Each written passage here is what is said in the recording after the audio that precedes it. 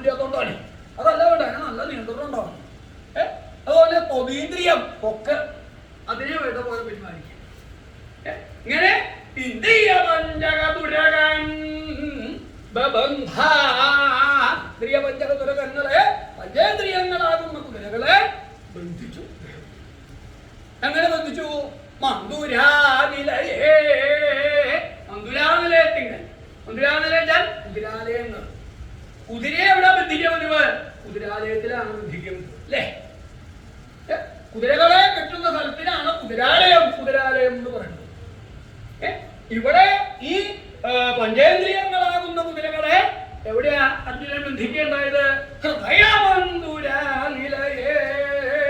ഹൃദയമന്തുരാനിലയത്തിങ്കിലാണ്, ഹൃദയമാകുന്ന പന്തുരാനിലയം, കുതിരാലയത്തിങ്കിലാണ് പഞ്ചേന്ദ്രിയങ്ങളാകുന്ന കുതിരകളെ ബന്ധിക്കേണ്ടായത്.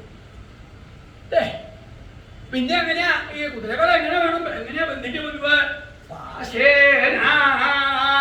പാശം കൊണ്ടാണ്, കയറുകൊണ്ട്, നല്ല ക്ഷത്രിയുടെ മുറുക്കമുള്ള കയറുകൊണ്ടാണ് അതിനെ പറ്റി കെട്ടി